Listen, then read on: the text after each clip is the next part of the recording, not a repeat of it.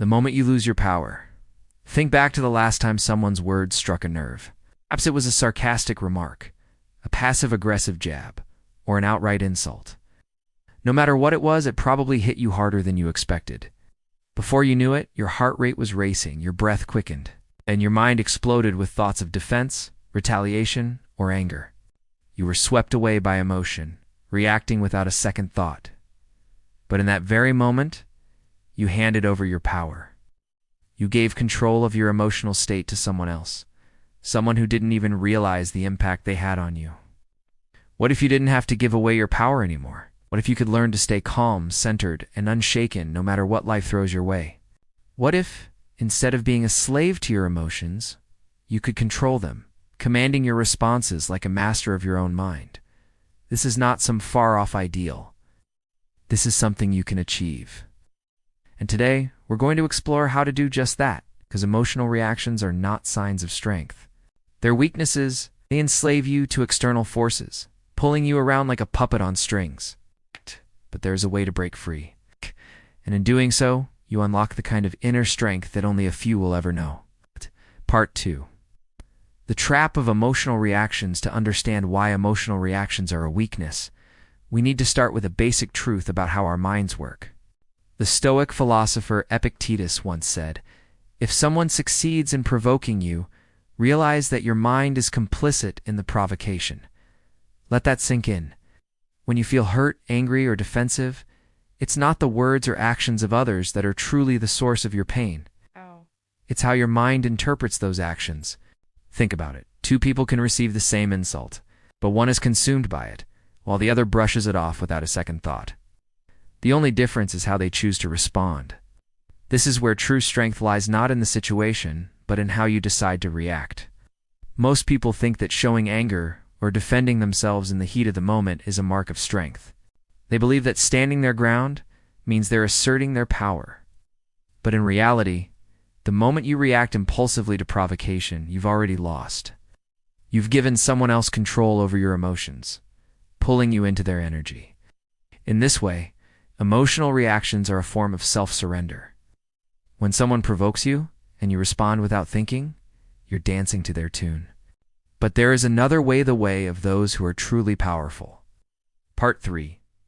Mastery of the Mind. Marcus Aurelius, one of the greatest Stoic philosophers and the Emperor of Rome, wrote, "You have power over your mind, not outside events. Realize this, and you will find strength." Even though he ruled over an empire filled with political intrigue, betrayals, and constant upheaval, Marcus knew that true power wasn't in controlling others. It was in controlling himself, and so it is with you. When you master your own mind, you become unshakable. You are no longer a slave to external circumstances or emotional triggers. You take back the reins of your life. But how do you get there?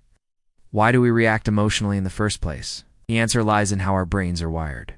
Part 4. The science behind emotional reactions. When we feel threatened, whether it's a physical danger or an emotional attack, our amygdala, the part of our brain responsible for processing emotions, takes over. This is called an amygdala hijack. In prehistoric times, this survival mechanism helped our ancestors react quickly to danger. But in modern life, it often triggers unnecessary emotional responses. Think back to a time when you encountered a rude comment online or in person. Your brain perceived it as an attack. Before you even had a chance to think logically, your emotions took over and you wanted to lash out. This is the amygdala hijacking your rational mind, convincing you that immediate action is necessary. But what if you didn't react? What if you paused before responding? This pause, no matter how brief, is where your strength lies. The ability to control the space between stimulus and response is what separates the weak from the strong. The weak react without thinking. Strong choose their response. Part 5. True strength lies in composure. This is why some of the most disciplined and powerful individuals in history are known for their ability to remain calm under pressure. Take Nelson Mandela as an example. He spent 27 years in prison, subjected to unimaginable cruelty. Yet when he was finally released, he didn't let anger or vengeance drive his actions. Instead, he remained calm, strategic, and composed. That's real power. And here's the hard truth. Most people will never achieve this level of mastery because they never question their own impulses. They believe that emotions are something they must act upon that. Feeling anger means they must express it. That feeling disrespected means they must retaliate. But this belief traps them in an endless cycle of emotional turmoil. They are slaves to their feelings. True strength comes from breaking free of that cycle, from recognizing that you are not your emotions, you are the observer of them. Part 6. You are not your emotions, you see. Most people think that their emotional reactions are an automatic part of who they are. They believe that when they feel something, be it anger, frustration, or embarrassment, that it's a reflection of their true selves. But this is an illusion. You are not your emotions. You are the observer of your emotions. When anger rises inside of you, take a moment to step back. Notice how your body tenses, how your breathing quickens, and how your mind rushes with thoughts. But also notice this. You can observe it all. You are not the anger itself. You are simply experiencing it. And the moment you realize this, everything changes. Because anything you can observe, you can control. This concept isn't new. It's deeply rooted in ancient philosophy. The Stoics, for example, trained themselves to separate their thoughts from reality. They believed that it wasn't events that disturbed them, but their judgments about those events.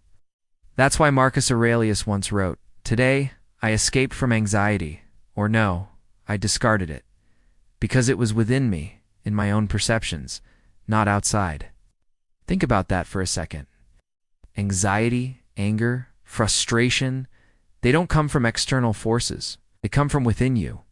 And if they exist inside of you, then you have the power to change them. Part 7. Cognitive reframing. Changing your response, this realization leads to a powerful technique known as cognitive reframing. It's a psychological practice that teaches you to question your first emotional reaction instead of accepting it as truth. Let's say someone insults you. Your immediate reaction might be anger or hurt. But instead of reacting impulsively, you pause. You ask yourself, why does this bother me? Does this person's opinion really define me? What if I choose to interpret this differently? By questioning your thoughts in this way, you begin to break the automatic cycle of emotional reaction. You create a space between stimulus and response, and in that space, you reclaim your power. This is exactly what the most disciplined minds throughout history have mastered. Viktor Frankl, a man who survived the horrors of Nazi concentration camps, once said, "The last of the human freedoms is to choose one's attitude in any given set of circumstances." This was his secret. Between stimulus and response, there is a space, and that space is your power to choose how you respond. And in your response lies your growth and freedom. Part 8. The power of choice. This brings us to an essential truth. You always have a choice in how you respond. Imagine you're in a heated argument. The natural instinct is to raise your voice, defend yourself, and prove your point. But instead of reacting, you pause. You take a deep breath.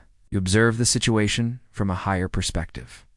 Suddenly, you realize that responding with anger only feeds the other person's power over you, so you choose not to react. And just like that, you shift the dynamic. You gain control, not by fighting back, but by choosing to remain unmoved. This is the essence of true power. It's not about reacting less. It's about not reacting at all.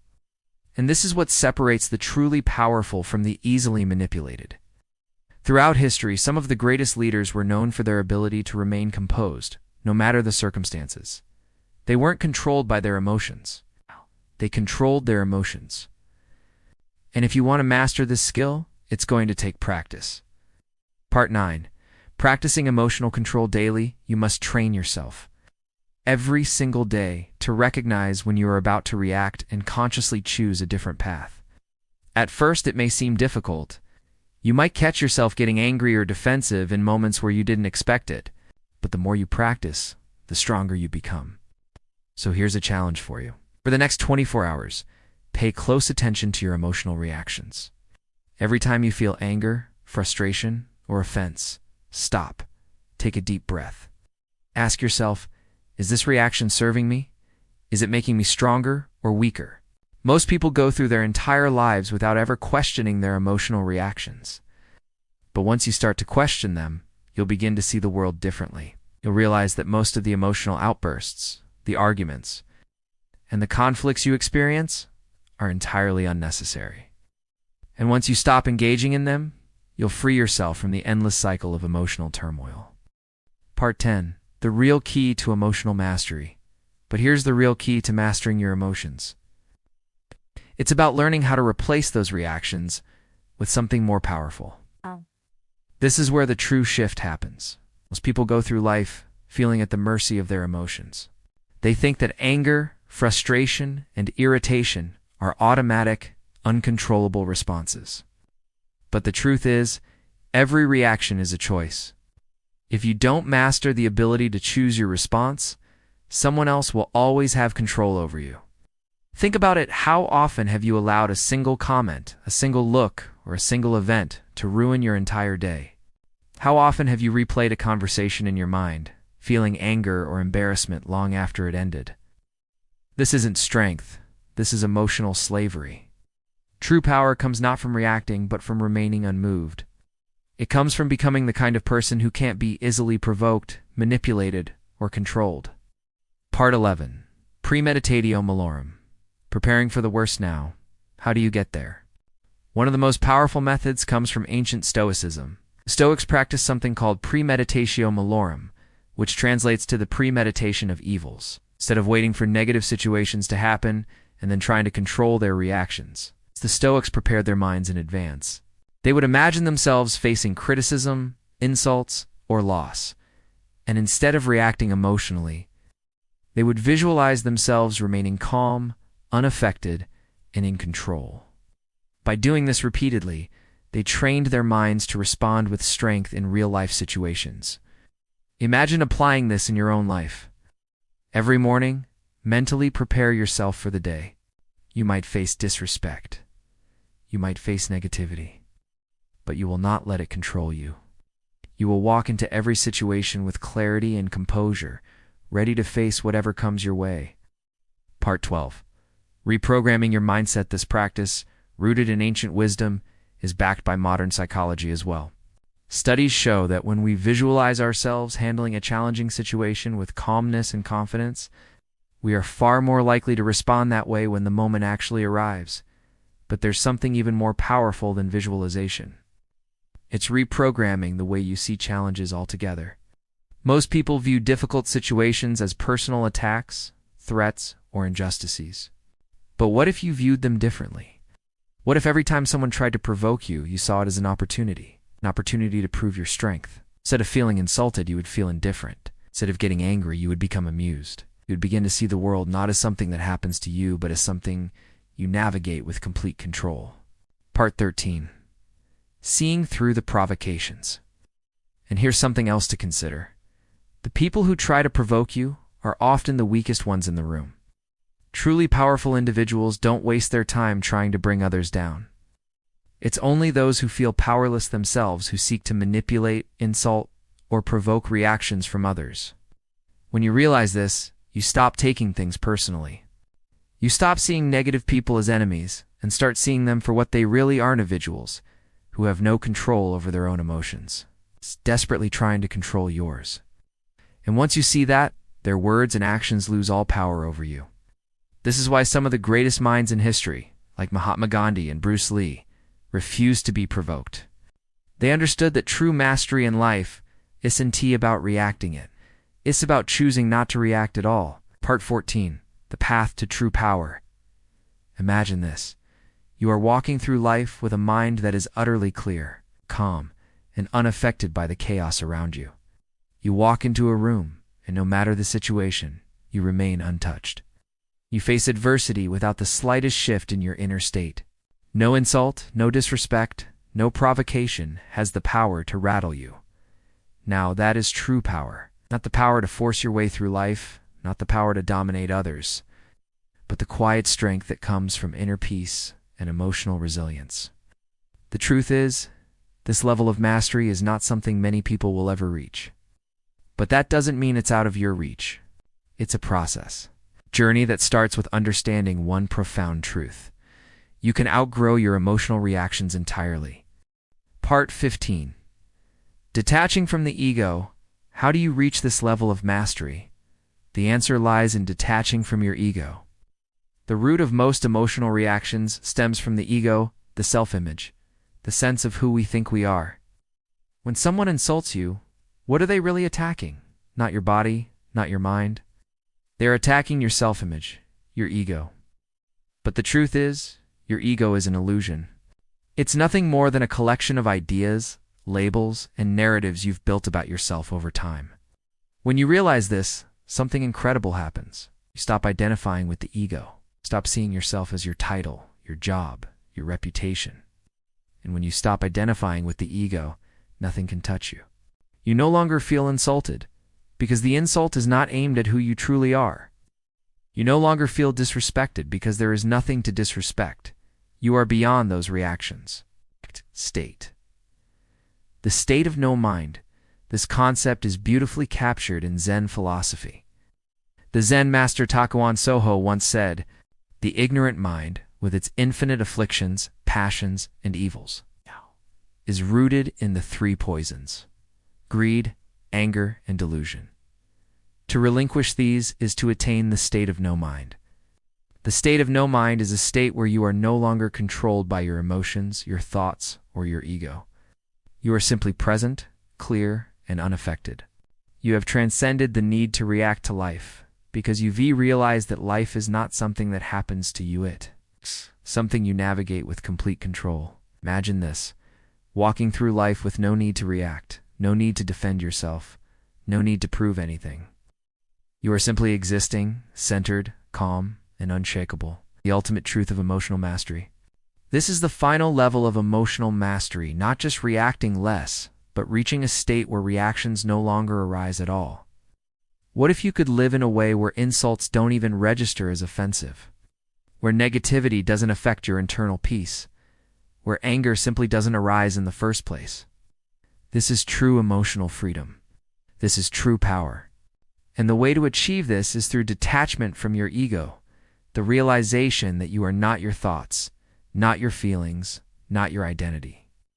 You are the observer of all these things. You are the silent witness to your thoughts, and in that space of awareness, you find your true strength. Part 18, the end of emotional slavery. So now, ask yourself, will you continue to live like most people, easily provoked, easily offended, constantly caught in the grip of your emotions? Or will you choose a different path?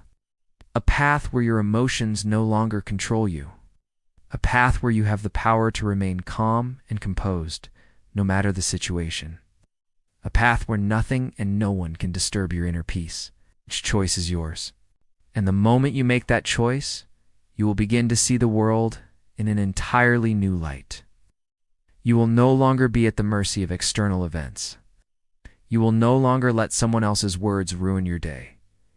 You will be free, and this freedom will become the foundation of your strength, the kind that no one can take from you. Part 19. The final shift. There's one final, transformative shift that will elevate everything we've discussed today. It's the realization that true emotional mastery isn't just about not reacting it.